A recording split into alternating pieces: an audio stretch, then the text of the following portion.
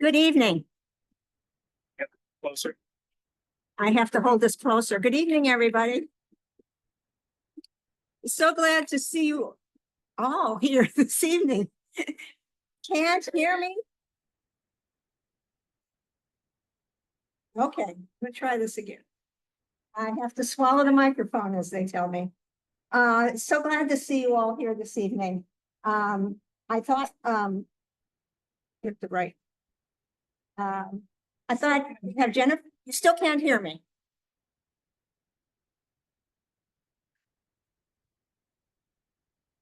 Then I can't read my notes. Let me do this. I have to stand here. Okay, we're going to try again, and I think I hear me going out.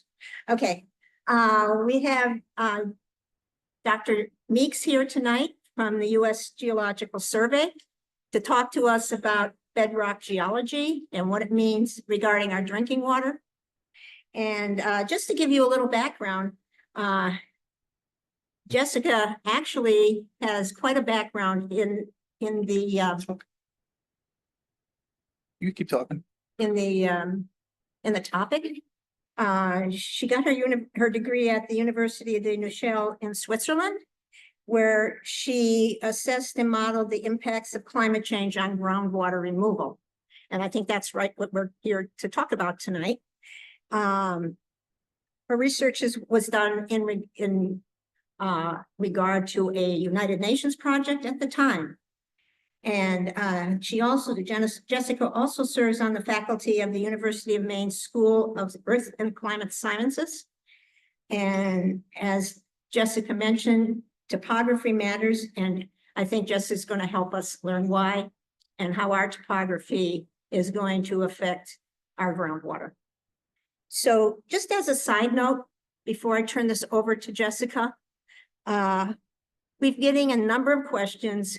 You know, what normally happens, you start to set up a program like 6 months ahead of time. And then inevitably, some emergency happens the week that you're doing the program. And of course, that was the PFAS spill in Brunswick, which is on everybody's mind, I'm sure. I just wanted to mention, though, tonight, the focus of tonight's program is going to be on just on the fractured rock aquifer, because that is what we are prepared to talk about and what the science is behind. And we ask that in the question and answer at the end, that the questions relate to that topic. I can mention that as of Monday, the town has updated the town website, and you can go there. It's at the town, and it's under Forever Chemicals. And they have all the information that's the most up-to-date from regarding that spill. So if you have questions on that, that's going to be updated. You will get your most current information at that site through the town. And I just invite you to go there for more information on that. So with that, Jessica, I'll turn this over to you. Thank you. You're going to have to hold it. I think so. That's going to be hard, isn't it? Yeah, I'm not used to using a mic. feel very awkward with the mic. Can you hear me without? Okay. Sorry. Okay. How about this?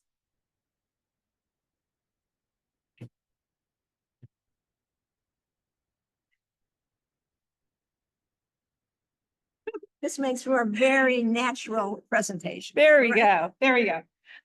Well, thank you for coming. This is quite the turnout. Sometimes, like when we have a town engagement, there might be 4 people, 12 people, and I think we're in the 100+ range here tonight. So oh, I'm like eating the microphone. Yeah.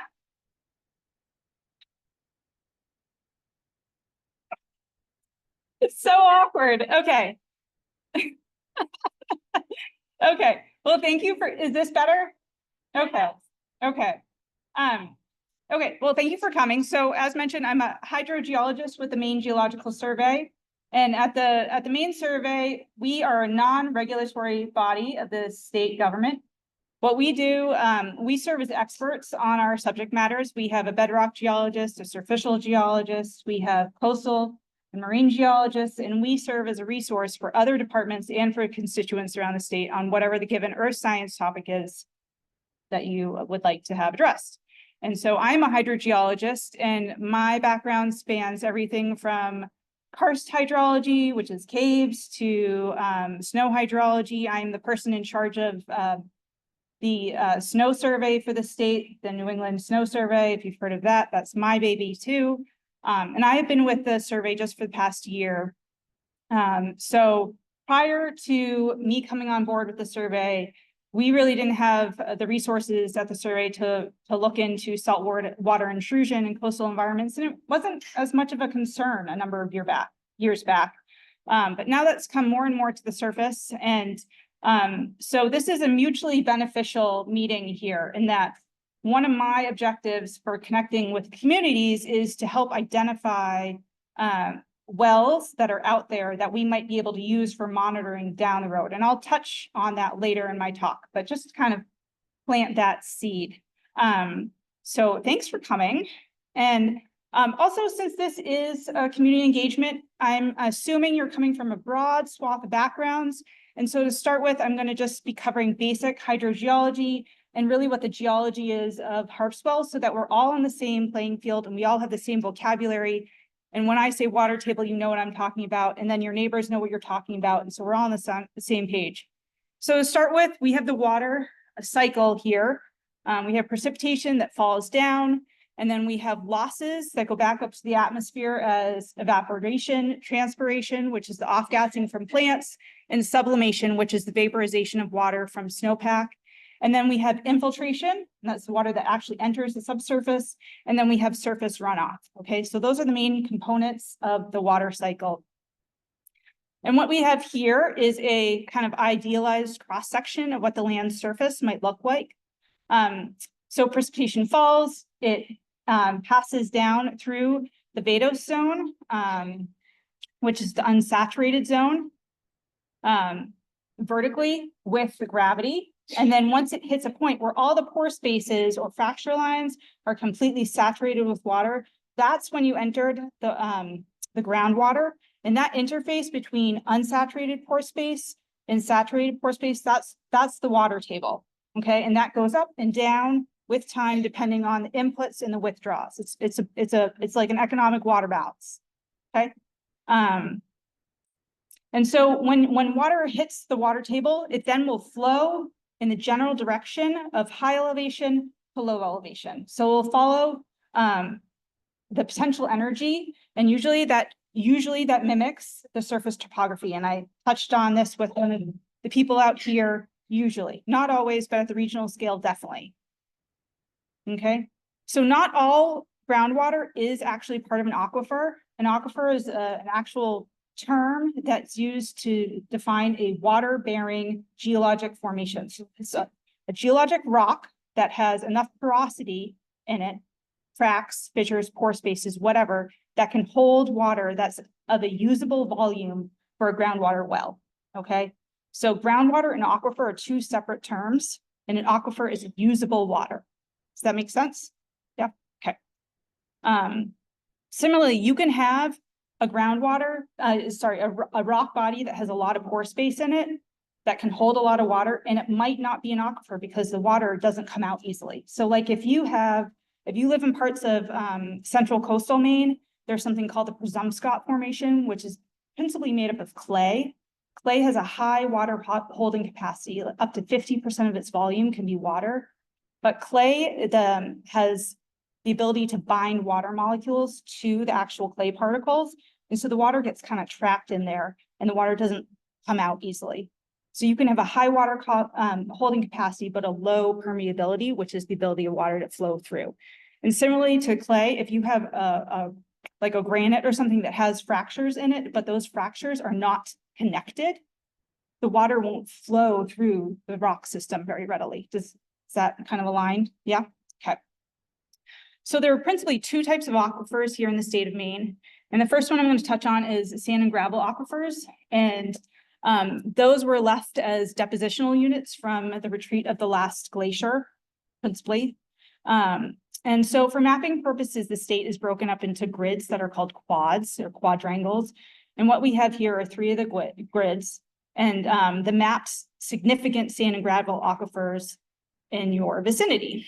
And sand and gravel aquifers kind of look like this idealized, cobbles and sand, and water can pass through the pore spaces in between those grains pretty readily. And what makes it the word significant is significant. A significant sand and gravel aquifer is that you can withdraw 10 gallons per minute at a sustained rate from that well. Oh, still? Okay. Sure. Sure. No, thank you for speaking up. Okay. Is there any way to turn this up? Okay.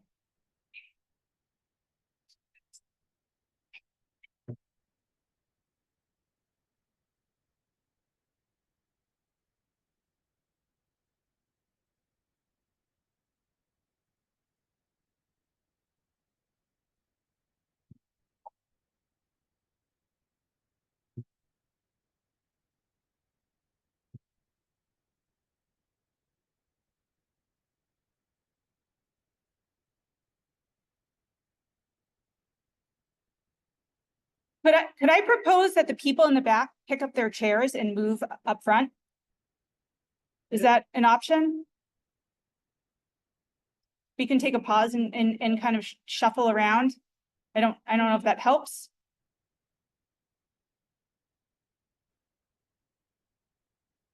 I don't want to mess with anything. Of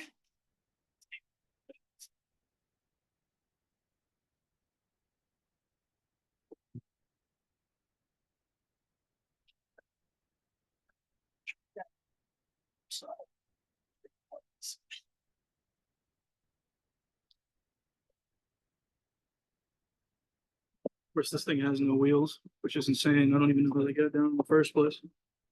Stop. Should be very careful with the cords now. They're probably all over the place.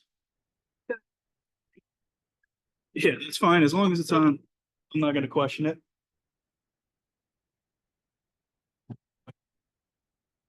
Fine.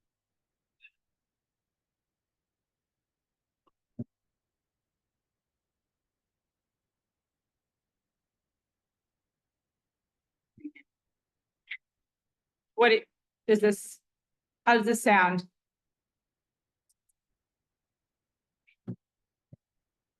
Yes? There we go.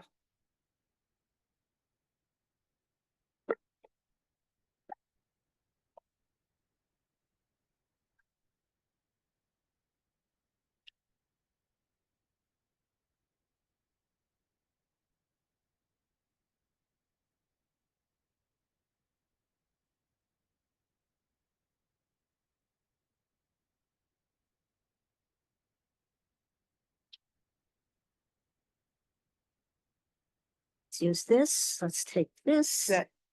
How does this sound?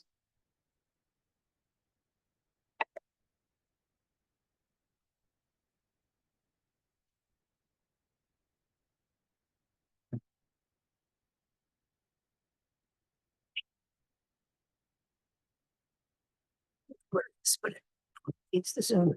I know. Should that start? Try putting that in there. Now let's see if you get close and if you can talk into it in there and Trying to use that for her. This is gonna work for that microphone. Isn't fit in it.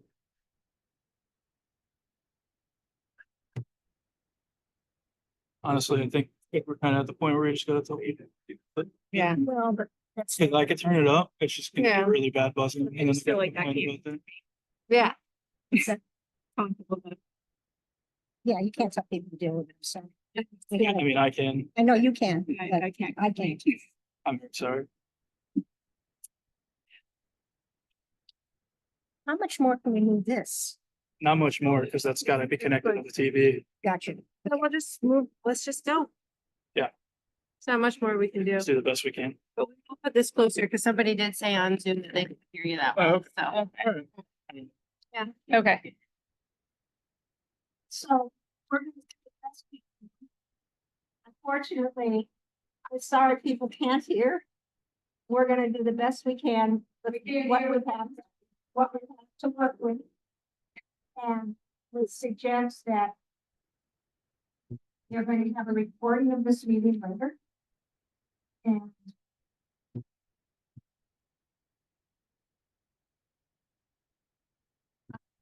great. Apologize. I'm sorry, we have this buzz in the system that we can't turn the system up because the buzz gets loud. So that's what we're dealing with. I'm really sorry. And I just hope that you can continue to hear it. I'm sorry.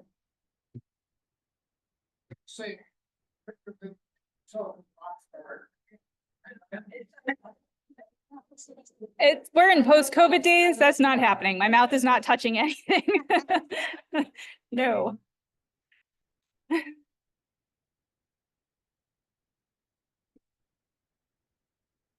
How is this? And then, no. Okay, so guys, on some level, this is what we have to work with. So we need to just use this. Okay. So this is all of our free time to be here, mine included. So let's take that with some grace and move forward. Does that sound good? Okay, thank you. So two types of aquifers, the first being sand and gravel aquifers, okay? And those are depositional units that were left behind during the last glacial retreat. And those are marked by the yellow and orange that you see here on the map. And they are considered significant because they can yield greater than 10 gallons per minute at a sustained rate from those units. But so why do we not have a map for Harpswell? That's suspicious omission here.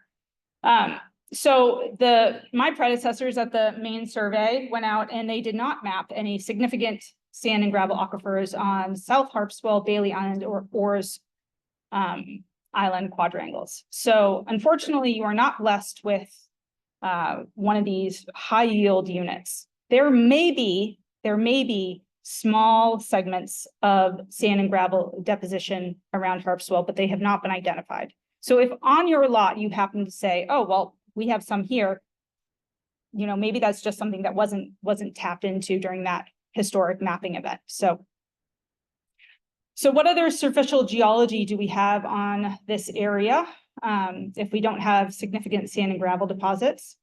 In 1985, there was a comprehensive map done at a coarser scale that just identified a thin drift. So that just means a thin deposit of glacial debris left behind. And most of you can corroborate this by all the exposed bedrock that you probably see around your properties, right?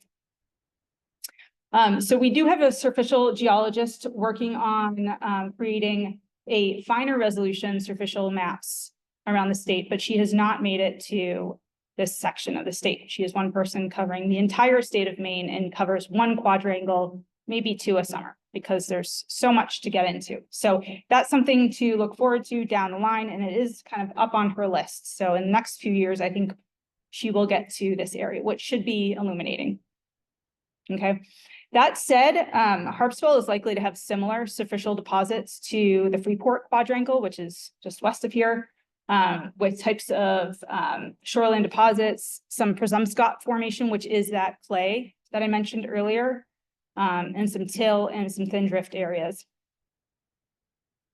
And so underneath these superficial geology layers, you principally have two kind of categories of bedrock. You have the Cape Elizabeth formation and its kind of close cousins. And then you also have I can never say this name, Sebasco. Thank you, formation. So thank you. So both of these groups are metamorphosed sedimentary rocks. And so they were originally sediments that were deposited in an ancient sea. And then those sediments got compacted and lithified, which means they turned into rock, bedrock. And then there was a tectonic event where the sea closed up and we had a collision of plates, and those sediments got compressed and tilted and folded and cracked. And that's how we ended up with the bedrock that we have today. So we have old metamorphosed sedimentary layers lying around this part of Maine's coast. And during that tectonic event where the plates collided and caused all this folding, that's when a lot of the dominant fractures and faults and fold patterns are that you can see when you're walking along the coast and whatnot. And you can see on the picture on your right, it's actually layers that have been folded over like this, and the top has been sheared off. Okay, so think about if you had a stack of paper and you compressed from both sides, you'd get rumples, and then with erosion, you cut off the top, and that's what you have at a site like that. Okay, so if you're interested in the dominant fracture patterns around your area or the greater state of Maine, you can go to the 24K bedrock map that's on our website at the Maine survey.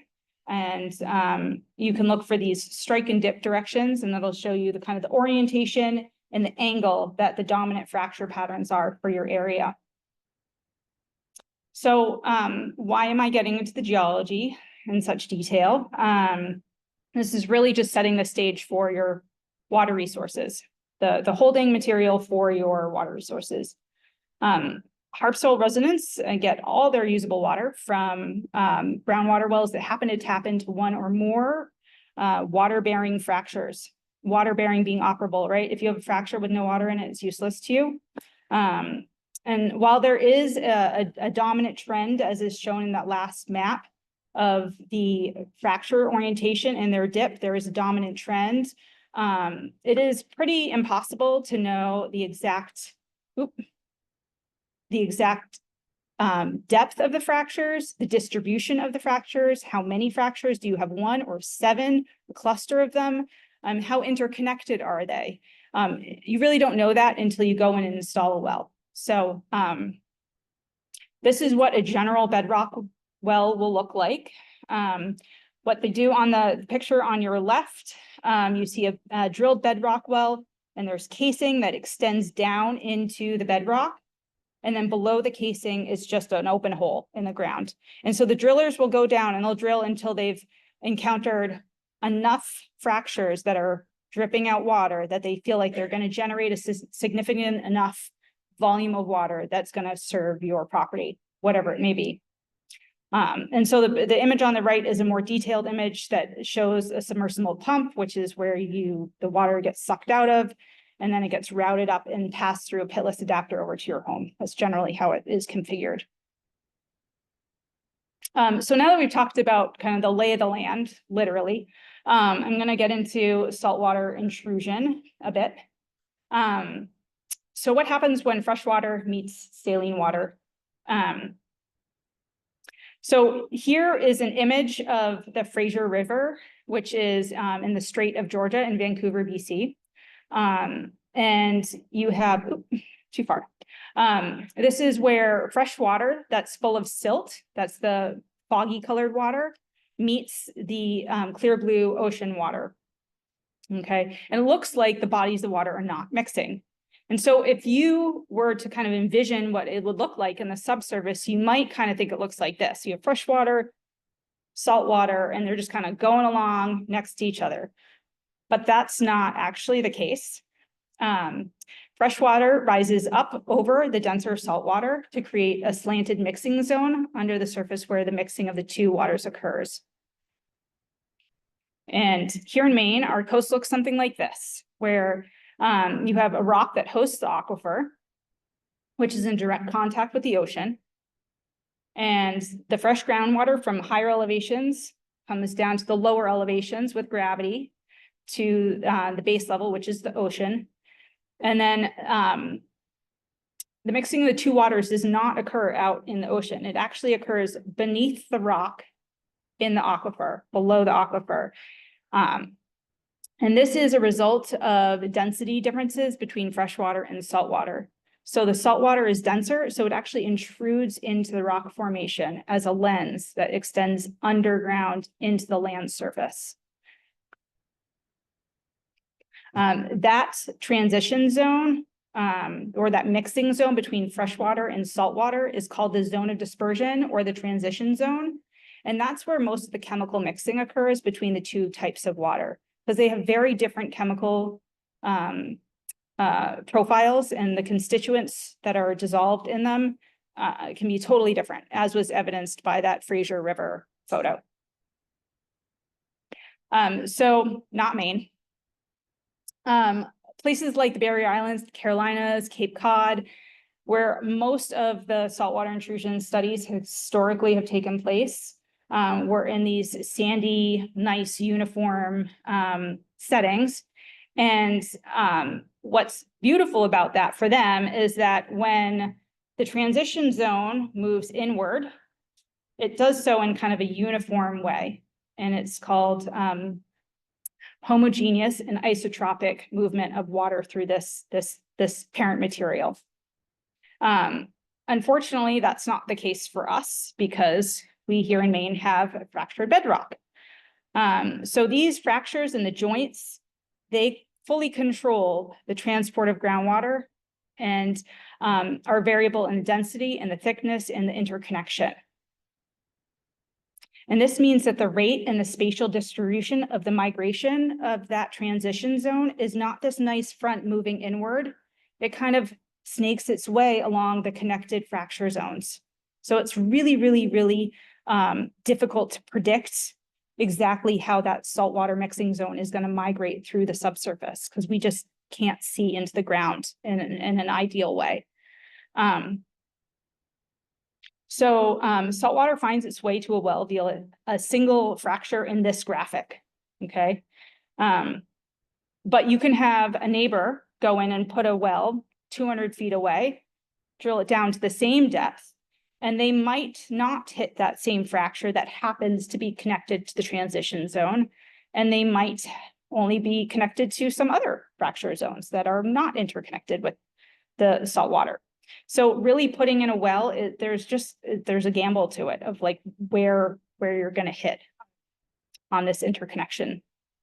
And this is the heterogeneous nature of fractured bedrock. And that just means it's not the same everywhere you go, and that water moves at different rates, in different directions, depending on kind of what the fractures are doing. And just really implies that modeling and predicting in Maine's bedrock is incredibly complicated. So this transition zone is not static, even without human influence. So if you take humans completely out of the picture, this transition zone is still going to be moving around. So in late summer, when you have evapotranspiration is high and precipitation is typically low, you're going to have less water infiltrating into the ground, which is limiting the freshwater's ability to kind of essentially push out on the transition zone and keep that salt water at bay. And then in late winter, early spring, when you have no leaves out, so you have no no transpiration, lower evaporation, and you tend to have a lot of precipitation in the spring, so you have more water entering the ground surface and more pressure pushing that transition zone at bay. So the whole freshwater lens that's under island communities and peninsular communities actually pulsates seasonally, which is pretty cool.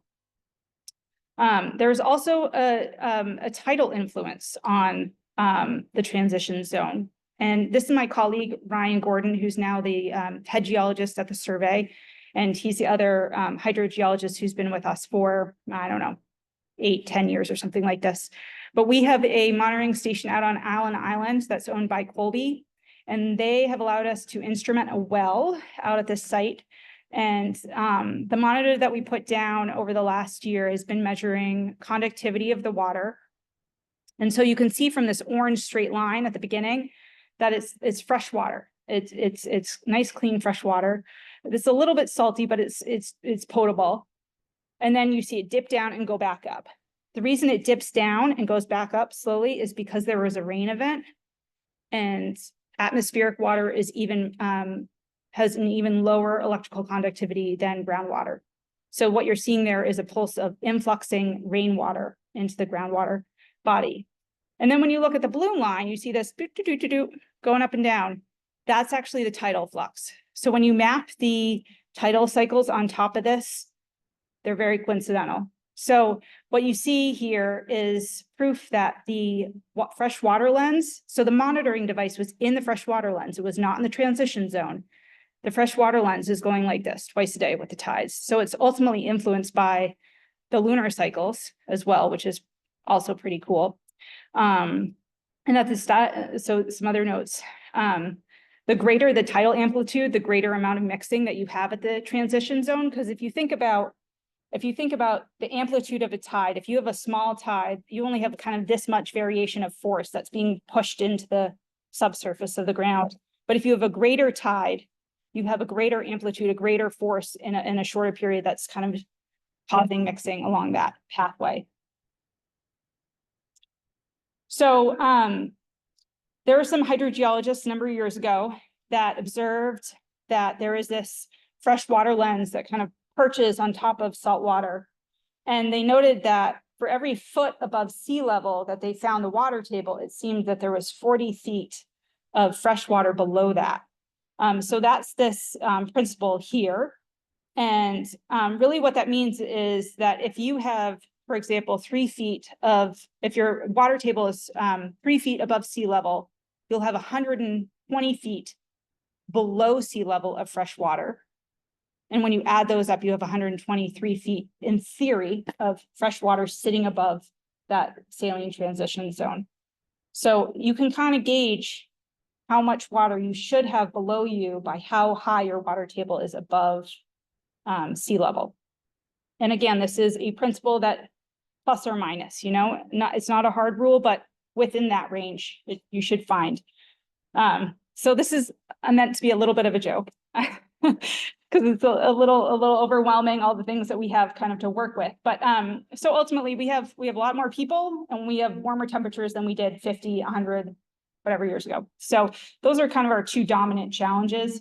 But before we get into those, I will want to note that some good news. This is a well that's monitored and hosted by the USGS up in Brunswick. And they've been monitoring this well back the late 50s. And these blue circles are the depth to water. And you can see that there's a clear trend moving upward. And so what this shows is that the depth to water is getting shallower.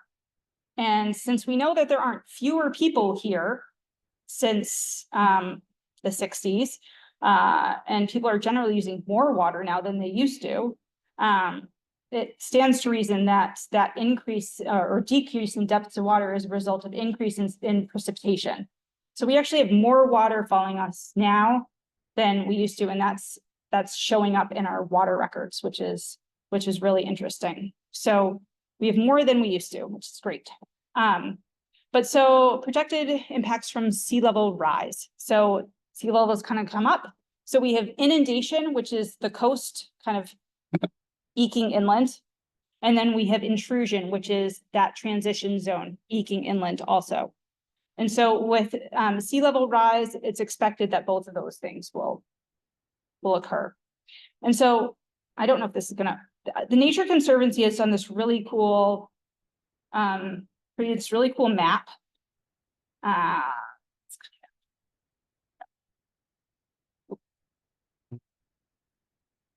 Gone to the wrong one. But we zoom in.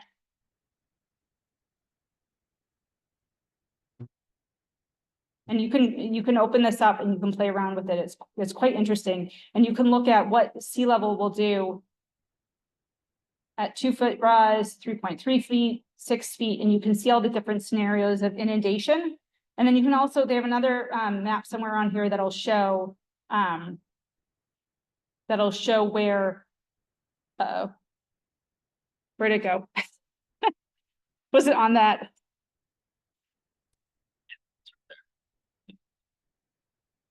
Oh, I just can't see it. Okay, here we go. Here we go. Sorry. It'll actually show like what roads will be inundated at different sea level rises, what homes will be impacted at different sea level rises. So that's an interesting thing if you want to go check out later on. Also, if we have more people drawing on our aquifers, what happens then? So all these images are not to scale at all. But in this first image, we have kind of this idealized non-pumping well in an unconfined aquifer at equilibrium conditions. So that means that the well is not pumping, clearly. Unconfined means that all the infiltrating water will reach the aquifer. There's no layer, geologic layer in the middle somewhere that's going to block that water from reaching the aquifer. And equilibrium conditions just means that humans aren't interfering yet. So what happens when we start pumping a little bit? Well, you'll have two things happen. You have a cone of depression that will form at the top of the water table, and that's the kind of divot in the water table.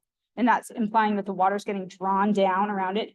And then you also see at the transition zone, an inverted cone of depression where the water is getting sucked up.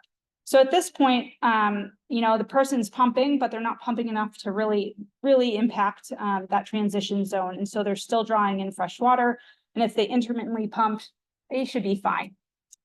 But if you keep drawing on that well and go hog wild with it, you're going to suck the transition zone up into your well screen, and then you'll start having briny or saline water. So these are kind of exaggerated photos. Really, what it would look like is more kind of this gradual inundation like this, like a more swing of the transition zone than this big dramatic cone. But I just did that for graphical purposes. So I looked at one well. What happens when you add a lot of wells together? So the main water well database is run by somebody in my group. And what we have here are all the registered wells. And this is a fraction of the actual wells that exist out in the landscape, because the regulation for the Maine Water Well Commission to have the Maine drillers submit information to the state only happened in the latter part of the last century. And so all the wells that were installed prior to that, we don't have data on that. And it is a requirement now for the drillers to submit well data to us. We have no authority to penalize them if they choose to not submit that to us. So it's kind of an honor system. And I'm now going to be starting the process of calling up the drillers and saying, hey, remember us? You're supposed to be submitting our information. We haven't gotten anything from you in a little bit. So what you see here is just a fraction of what is actually out there. So it's just a lot of factors to consider on the draws on our water. I've had people in the past ask about, oh, what about population distribution and shifts in time? And the 2020 census was saying that Maine is projected to have a decrease in population over the next couple of decades. However, there have been some studies that have also said that the census doesn't accurately or adequately account for climate-induced migration of people. So I'm not an expert in this area, but it's something to consider. And the Gulf of Maine Research Institute did put together a very interesting 4-part speaker series. If you want to go check that out, you can just look up climate migration, GMRI, and you'll find it pretty readily. So if you suspect that you have salty water, what do? You need to go test it. There are a few ways to do this. You can look at the total dissolved solids, that's TDS. And this is referring to the collection of solutes that basically you have mixed in your water. And so the fewer solutes, the softer your water. And I think most people probably have heard of soft or hard water. I feel like that's pretty common terminology. And if you look way over on the right is salt water. So you want to stay away from that if possible.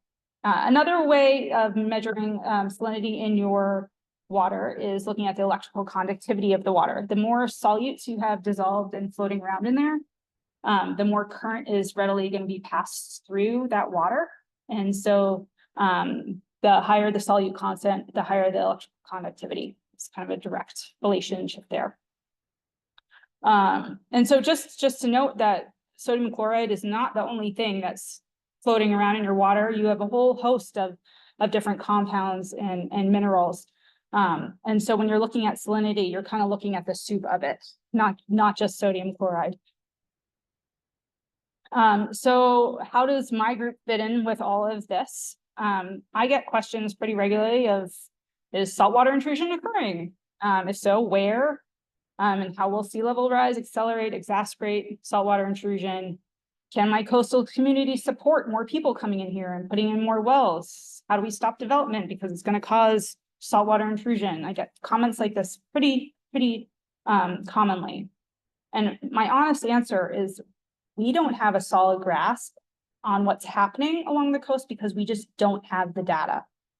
And so that's my plea to you all, is that if you have or know of a groundwater well that is not contaminated, that is not being used, and that you'd be willing to have instrumented, I would appreciate you reaching out to me, and then we can see if it's a good fit for our program, because we've received, or we will be receiving money from a coastal resiliency grant that is allowing us to purchase equipment to instrument wells up and down the coast.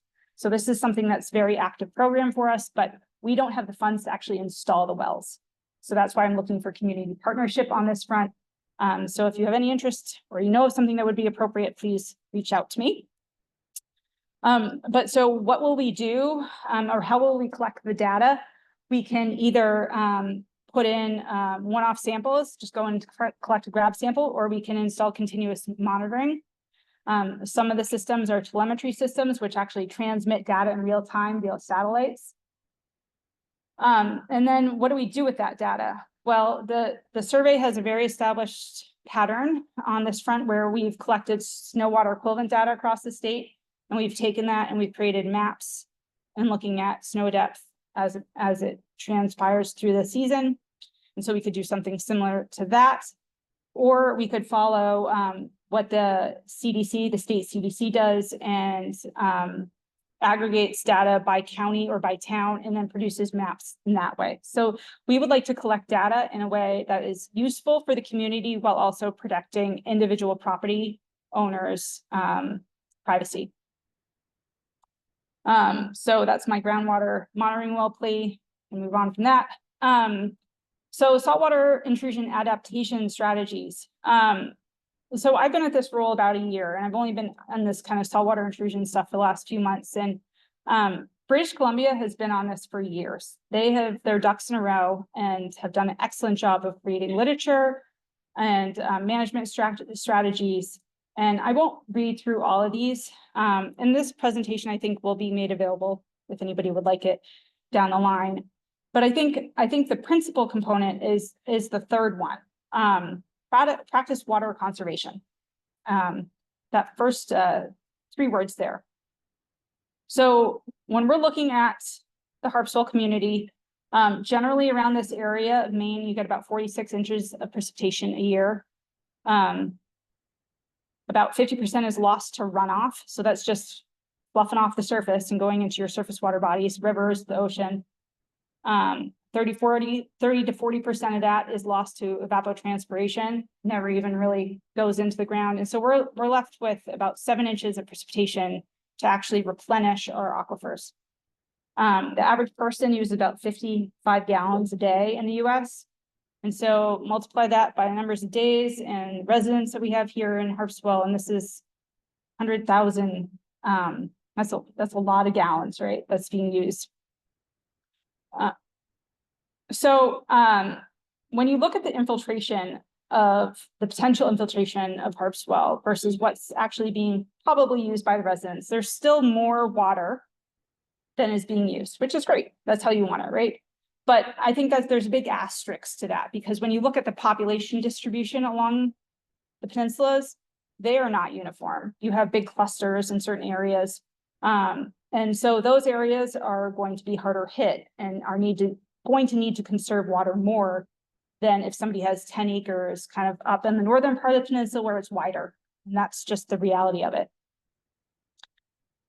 So water conservation is key. And so I'm going to wrap up the talk with some questions that were presented before, and just kind of go through and answer those.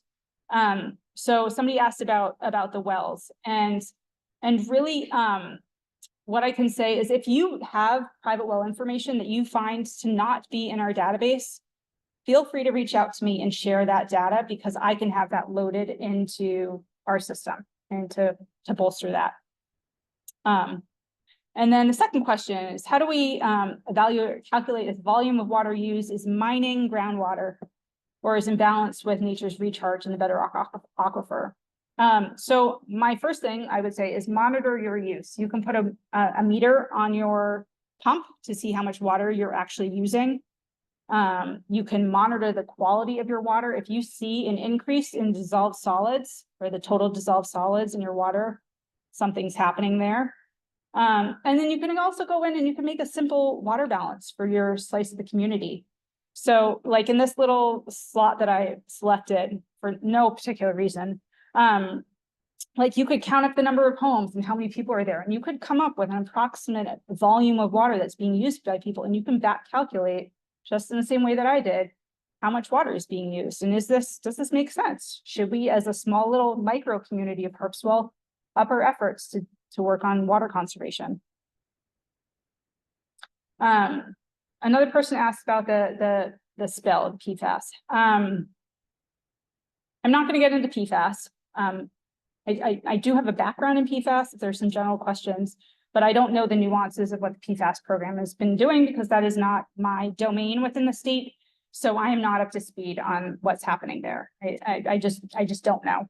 But I will say that generally speaking, water follows the topographic gradient, generally speaking, and a regional scale, okay?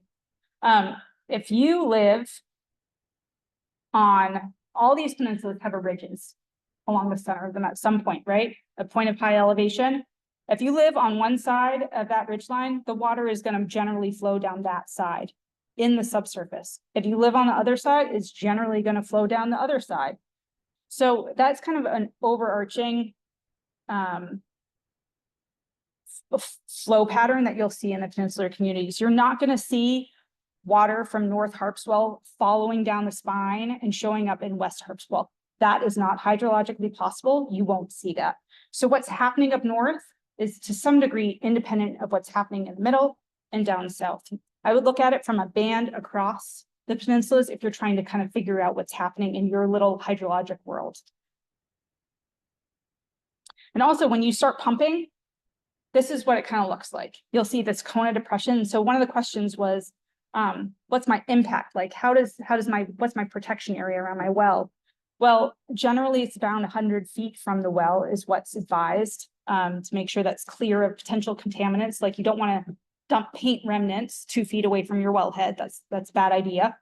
But the cone of the radius of the cone of depression is really the lateral area that the water is drawing from. So if you're beyond the cone of depression of that, and you can find this with a hydrologic test, a pump test, if you're beyond that, you're kind of outside that influence zone. And so the last question was, as a private well owner in Harpswell, who's responsible for protecting my water source? And it is you folks. It is the individual you on your property. It is the collective you. I think the amount of people showing up today is incredible. That just shows investment in this topic. And so working together as a community to conserve your water and to really be mindful about your water usage. Running your sprinkler like all day long in the middle of September when there's no rain, maybe that's not the best use of your water. And maybe you talk about that as a community or whatever it is, however you feel like you need to allocate your water, that should be discussed amongst you. But really, at the state level, there is currently, if you have a salt impact from your well, the state will only intervene if you have an arsenic contamination from your bedrock, and that's through the housing authority, or 2, if the DOT determines that it was a road salt impact. So those are the only two ways right now that the salt will intervene and put in a water treatment plant or drill a new well if salt has been detected in your well. So barring evidence of either of those things, the onus is on you all to kind of manage your resource and protect it as best you can. And so on that note, I'll leave you with a better image. This is from the eclipse at the top of Sugarloaf. And I'll open it up to questions. I think the best thing.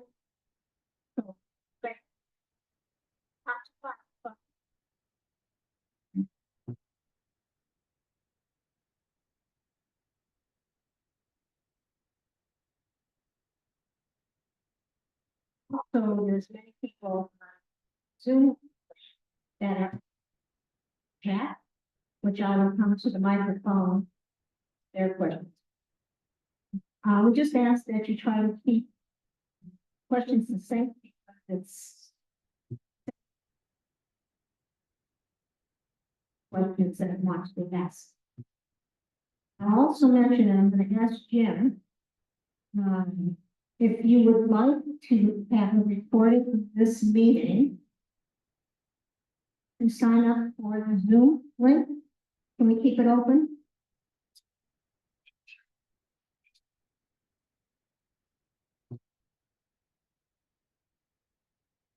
So the recording is going to be shared on Facebook so that you can go back and pick up on the points that you weren't able to hear. So with that, if there's any specific questions, microphone. Great. And back with the Zoom questions. Sure.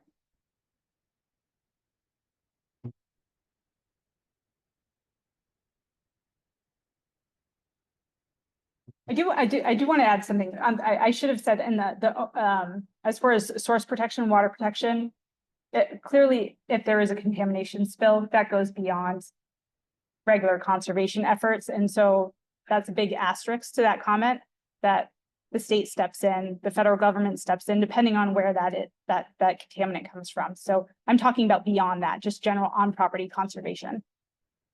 Go ahead, sorry.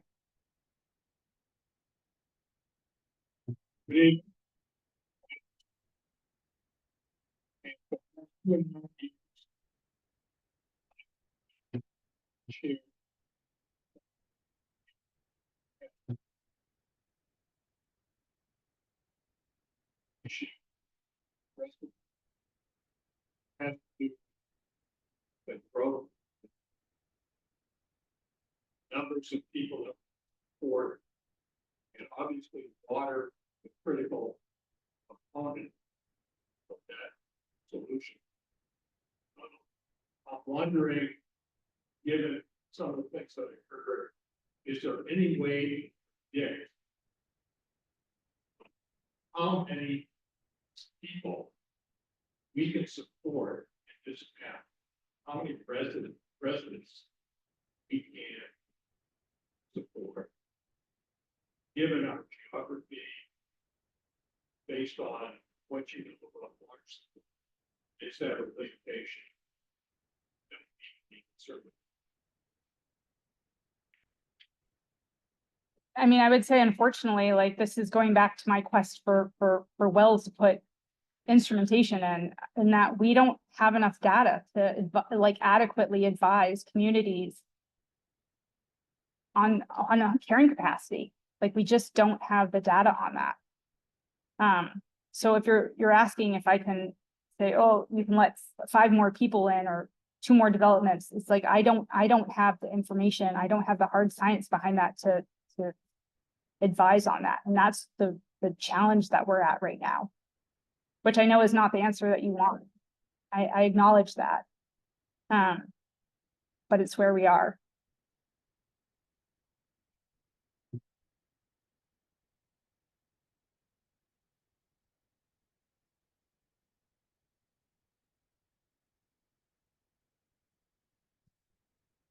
And one of us.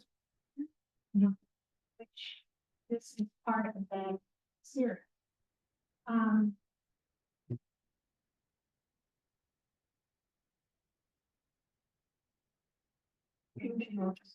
Patient. would that be a helpful process for the state? So, that is something that the Conservation Commission might be able to help implement people to give that information if they choose to do so.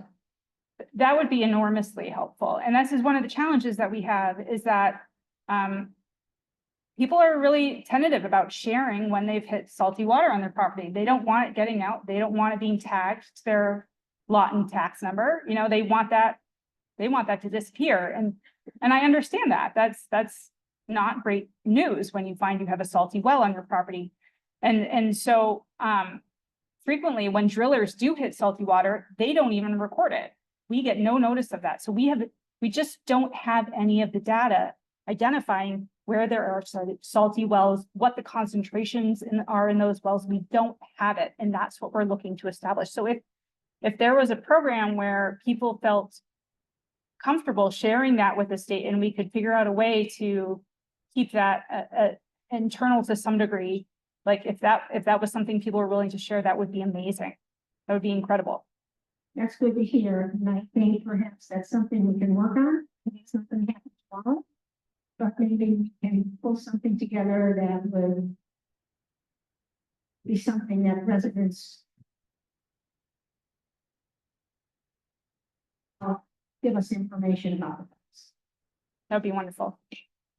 Just to add some questions that came in from Zoom.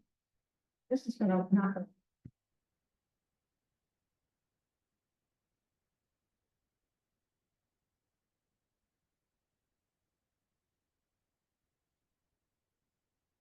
talking about the availability of drinking water and how the seasonal use.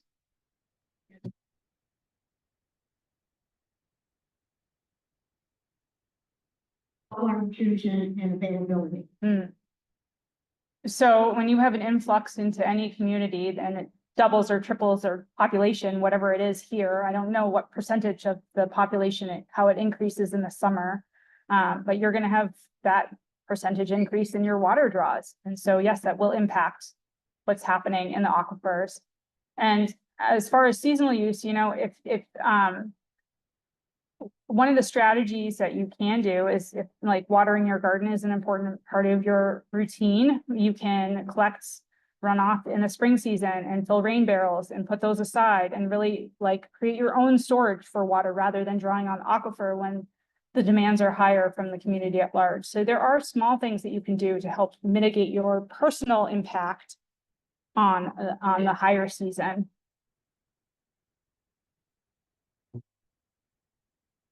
And from what I've heard, does the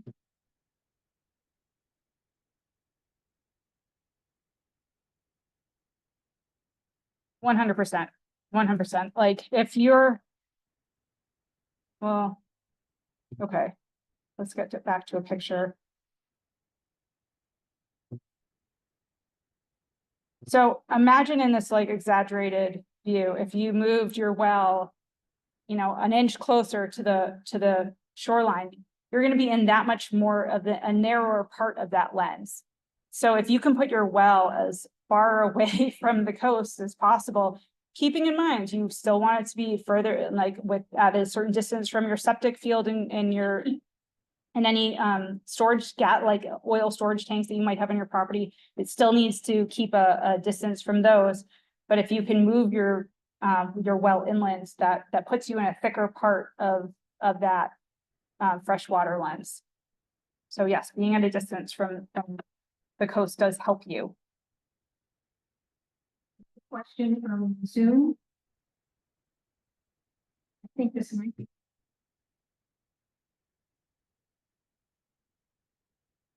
Oh, we have, oh gosh, right now we have a diver in right now and we, what is it called? It'll come to me in a minute. I'll come back to it. Back to me.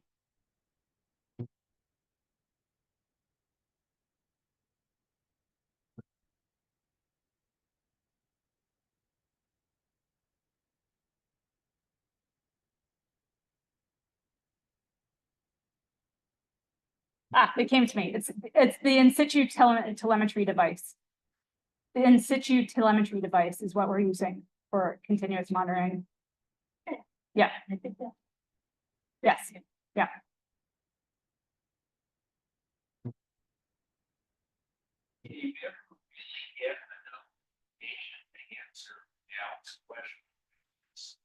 Kind of, what kind of population in Harpswell?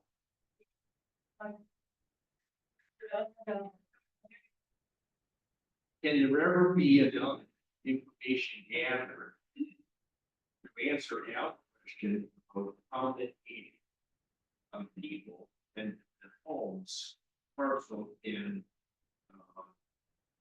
logically have? Me coming from no data to some data is I'm sorry. transitioning from no data to some data is a big leap, right? So if we made a prediction now, we'd be basing it on kind of nothing, just anecdotal stories of, oh, my well's been hit. But like, if we have some actual hard data, then we'd be able to kind of actually make some predictions based on the observed data.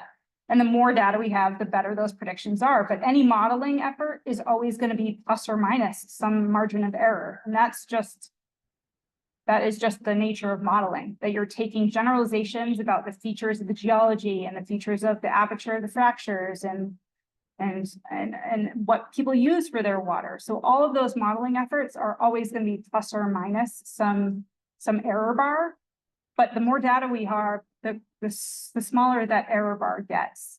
And it will never be zero. And that needs to be clear. It will never be zero. There will always be some uncertainty in any modeling effort.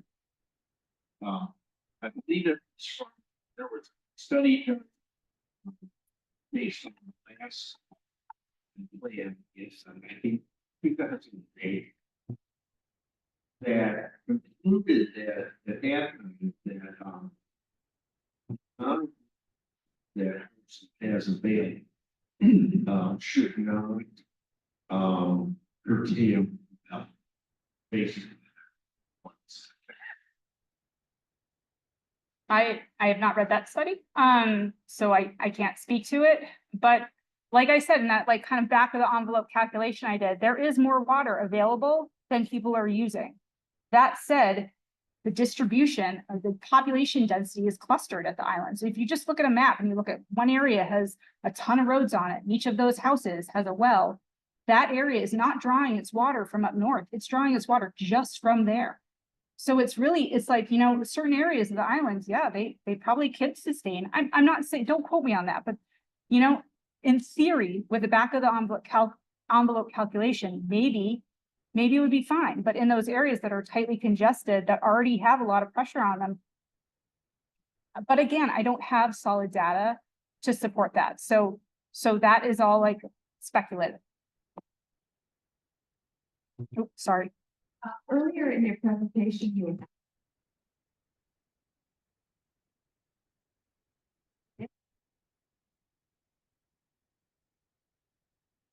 a lot of people are here 6 months or whatever, not 6 months.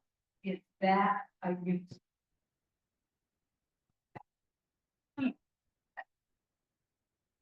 Yes and no, because if the bulk of the pressure on the aquifer is during the summer when people are using it, you'd want to capture that, right? Like you'd want to capture that heightened stress.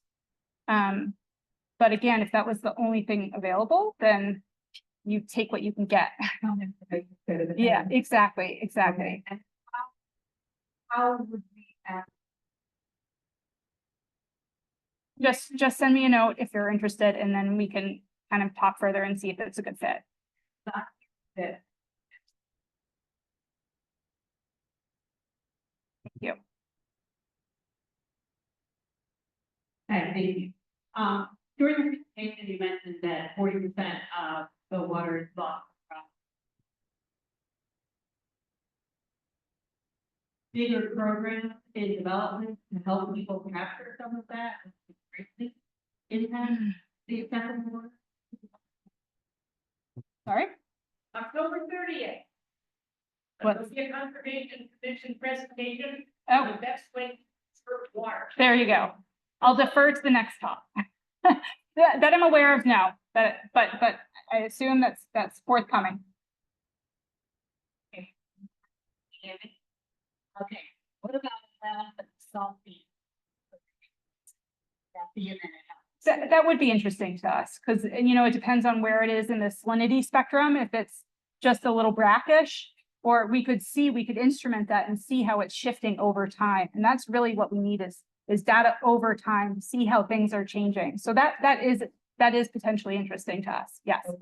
The other question is, a lot of us had plug and man, we have resolved immune systems, especially to get some of the things, get manganese, very prevalent. Mhm. There's a problem with that going, the gray water going to our leach fields. That's a very complicated question.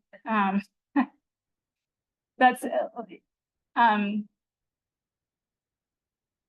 Should we be concerned? that's it. No, Systems are. I mean, if you need to clean your water so you have potable water, that takes priority, right? Like, you need to not be consuming certain minerals. They're not healthy for you. And that's why they advise that you install water treatment systems if you have things like manganese. So if that's the case of your property or your area, you have to deal with that. You don't want to feel away from that.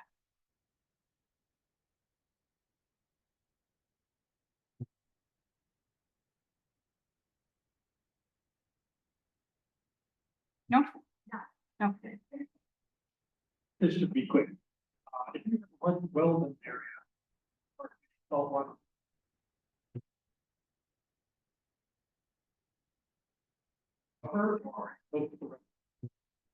So that's a great question. If you reduce your usage on the wells, you can have over time, you can have like a replenishment of the aquifer system. I mean, it shows in kind of some of the graphs that there is a fluctuation to it, right? So you can have, but it's not an immediate thing. Like, you turn off your pump and 5 hours later, you're gonna have a rock. You know, you have to have many rain events come in and actually, on a larger scale, replenish that area.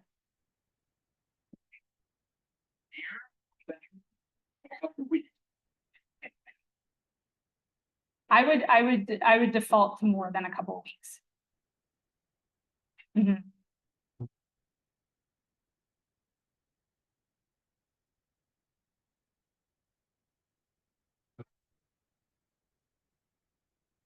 I'm not a water treatment specialist. That said, you know, you can, like, a reverse osmosis, usually with a carbon filtration, then a pre-filter carbon filtration, and then an RO system, and then a post filtration and post treatment that can add minerals back into the water so that you have a better taste to it. And also, you need calcium, magnesium, you need those things in your body. And so if you add them back into your water, you don't have to do it, but a lot of people like it. So generally, it's kind of that formula.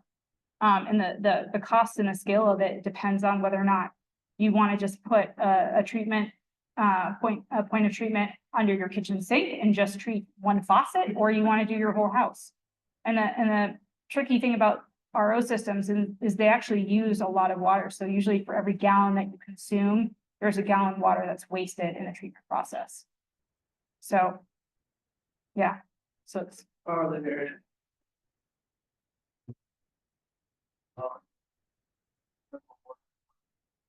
Yeah, I lived on a sailboat for a while and drank seawater for 6 weeks one time. You know, reverse osmosis treated seawater. Like, you can drink treated seawater. Mhm.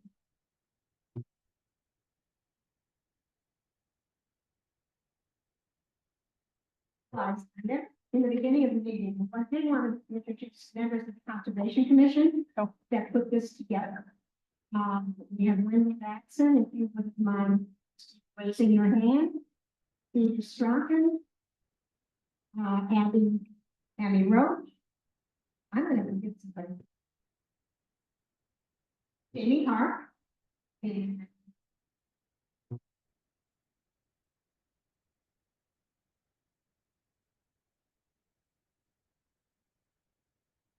Jenny Zagarelli. Help me guys, who did I forget?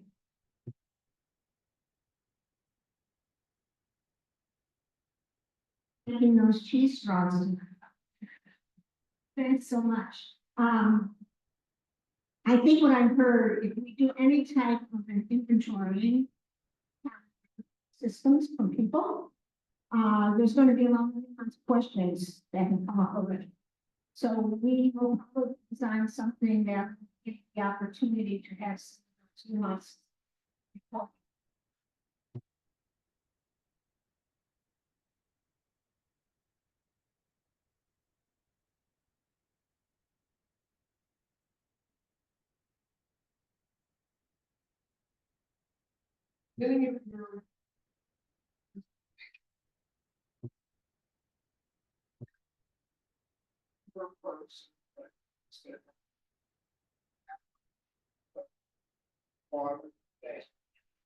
That's like the average number that comes up for like a developed country.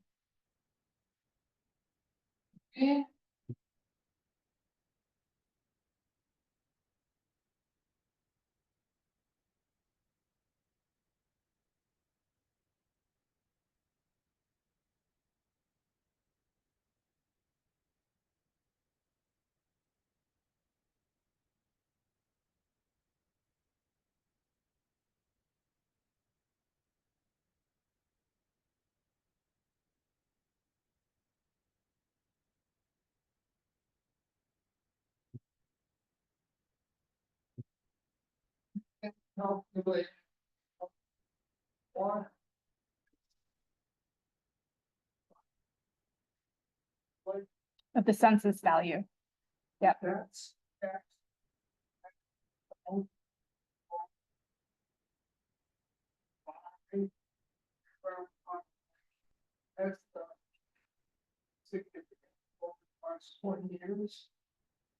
If the population has not changed? Yeah.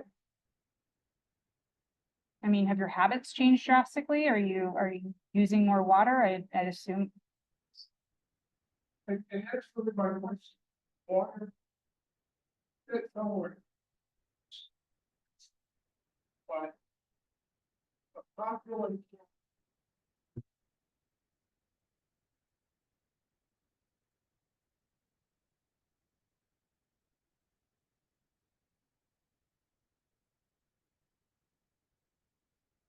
Okay, so you're saying am I saying that water use has increased over time?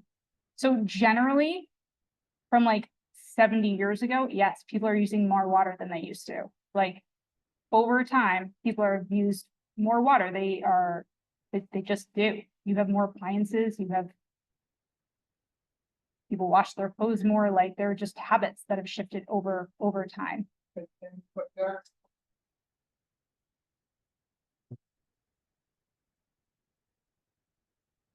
Yeah, I think, yeah.